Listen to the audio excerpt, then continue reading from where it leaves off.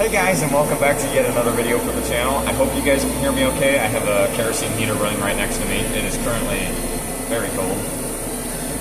We are about to go through a bunch of stuff, a brand new project, what has happened with the channel, and a bunch of new information.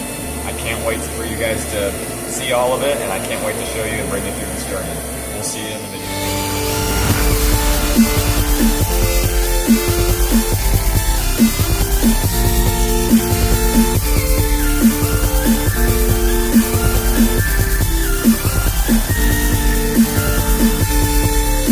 Exciting things have been happening. Of course, the channel hasn't been posted on for about 2 years or 3 years almost. I won't really get into specifics on that other than life. So there's your description. I hope you guys can forgive me, and we have a brand new project behind me. I can't wait to bring you guys along for this journey, and you guys get to learn with me. Maybe you already know it. Call me an idiot. You can do whatever you would like to do. But don't forget to hit that like button down below to show some support, and also hit the subscribe button if you're enjoying what you're seeing. I can't wait for you guys to see this, and hopefully you guys like it. So basically, the project I have behind me right now is a 1999 K2500 and Chevy, for those of you who aren't aware of that. And it is a 6.5 liter turbocharged diesel. That engine in the truck has 221,000 miles on it. The transmission has approximately 500 miles on it. It just got a new transmission. My name is Hunter. The guy that will be working with me, we'll go over him and we'll introduce him when he's here. For now, we are just going to be going over the truck and what we're planning on doing with it. When we start work, everything will be recorded and you guys can watch it all. Alright, so we're over by the truck now. What I would like to show you guys is all of the additional parts that we're going to be putting on. We will be going over all of the engine components that we will be installing, and we will be going over everything on the bodywork that we're going to be doing. I'm going to try to do most of this in-house, but I might have to send some of it off for machine shop and body shops. If not, I'll try to get the footage from them. Anyway, what we have is, like I said, a 1999 K2500. It's got a 6.5 liter diesel turbo, and that is a Detroit engine, for those of you who are completely unaware of that. They're not as common. You don't see them as often. A lot of people remember the old 7.3s. They're very similar to that, they're just a little bit smaller. And a lot of people think that these Detroits are two-strokes. Believe it or not, their automotive V8 engines were 4-stroke. So these are actually 4-stroke diesels. They have 4 cycles in each combustion chamber process. So we'll go over a lot of that later when we're working on the engine. We've got it tore down. As you can see in front of me on the hood here, we have a lot of parts. I'm going to flip the camera now and get my mug out of here, and we're going to go over some of these parts. Right. So, to start off with, we have a 2500 watt power inverter. This converts DC power from the truck, batteries, to AC power that you can plug outlet or plug appliances into. So 2500 watts, it'll get you about 30 amp at max peak. I don't ever plan on putting out max peak, but we are at, according to the specs, we are at 120 volts at 60 hertz. The USB-C that comes out of this is 5 volts as per usual. And we have here, next up, we have a 12 gang dimmable switch panel kit. This is supplied by Amazon. I do not know the exact brand of it. It comes with a lot of options. You obviously have your installation guide. It tells you how to install it.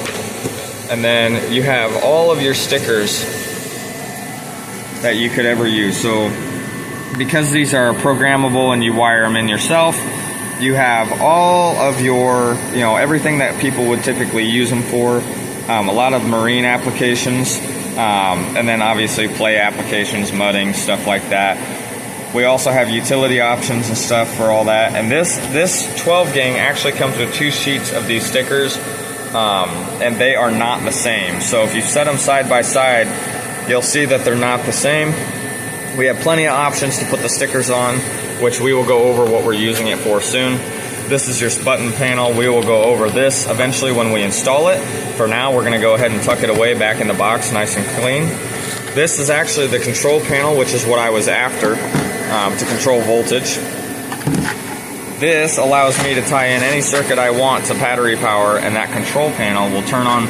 These little bumps here are actually relays, and and it allows me to control what I want with that controller in the cab, and yet keep the wiring nice and clean inside of the toolbox. So next up we have a booster cables, and they are surge protected supposedly. I'm not quite sure how they accomplish that. These are 1500 amp at 1 gauge or 1 aught, and they are 30 feet long. So the reason I bought these jumper cables, I actually already had a set on this truck, but I messed up and I didn't seal them, and basically what happened was the wire got corroded out and broke off. So basically this here allows a quick connect, so you don't even have to pop the hood just to jump somebody, right? You can just pull this out of right next to where the block heater cord sits, right?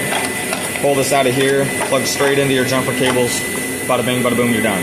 That is what they use on a lot of plows for connecting power to. Next up we have the Mighty air compressor here. I wouldn't really call this thing Mighty, but it will get the job done. This is an Amazon. I believe this is the Vixen horns compressor. We will not be putting train horns on this truck, but we do need air because we are installing airbags on the truck. So this was a nice, neat, and clean controlled package. 12 volt compressor with a 1 gallon tank, or 1.5 gallon tank. It has its own pressure regulation, which I installed that, but all this will be confined in the toolbox in the back of the truck. Ideally out of sight, out of mind kind of thing. Very nice compressor, very pleased with it. Here we have 2 sets of floodlights, 2 different types of floodlights. This is more of a beam light. It is going to go on the front of the truck, facing forwards at least, for a work light and high beams if we would so please. This is more of a floodlight. It casts light in more of an angled pattern instead of more of a beam like a headlight. And this will be facing rearward of the truck to create a nice workspace and a lighted workspace at night in the winter when we're cutting down trees, working on the farm. This is the airbag kit, and this is from Spring Pro. I have never used this brand before, but I'm excited to try it. Like I said, we're going to be installing these on the truck, and hopefully at the end of all this we will be sitting pretty with weight capacities and sitting level when we have a gooseneck on the truck. Additionally, we will be installing a visor up on the lights. I will go ahead and flash a picture of the truck with a visor now. Those visors are very good at stopping the sun from hitting your eyes. It also keeps it from wearing away at the adhesive on the window. I will be installing a new windshield in this, so I'd like to keep that protected and also not have to mess with the visors very much. Alright guys, just some history on this truck. This truck was purchased about a year ago by me. I didn't really give it a whole heck of a lot of love. It does have some issues. A lot of those will be dealt with right now during this whole YouTube process. And then additionally, I also would like to add all the stuff that you just saw in that last section of the video. We won't actually be doing any work in this video. This is just going over the truck. If you'd like to skip this video, you can go ahead and go to the next one if it's posted. If not, sit back, relax, I'm going to give you some history on the truck. Basically, this truck, I'm assuming, spent a lot of time down south. I'm not really sure. I know that it spent a lot of time up north here as well, but the rust on the truck is very limited. The cab corners are starting to rust out, the rocker panels are starting to rust out. The wheel wells really aren't that bad, but I do know that the bed is starting to rust, but it's not excessive. It's not like most of the rust buckets up here in the Midwest anyway. But regardless, the truck's body is in very good condition. The cab is in very good condition. The engine runs most of the way. It did towards the end of the year here. I started having issues with starting it. My guess is the injectors are starting to wear out. I don't think that there's anything internally wrong with the engine. I know the injectors are original at 220,000 miles. That's pretty good for an injector. So I need to change the injectors on it. My guess is that's the problem. The transmission just got rebuilt locally here in Illinois, and it has about 500 miles on it. I hope that everything is fine with that. I will be giving this thing more horsepower in the middle of this series, so stick around for that. The truck is already cranking out a lot of horses. Somebody else has already tuned it. I did not. What you see is what I got. This truck was beat down, not taken care of, not really well maintained. Hopefully we don't have anything going on there. I would like to keep the 6.5 liter inside of it. If I don't, I'm probably going to switch to an 8 liter Cummins. If the engine is having problems internally, I don't really know if I want to mess with fixing it. If it is savable, I would love to keep it in the truck and just keep a nice classic old truck. If it isn't savable, then we'll go ahead and stick an 8 liter Cummins in it from a case machine. Alright guys, that is the basic history on this truck.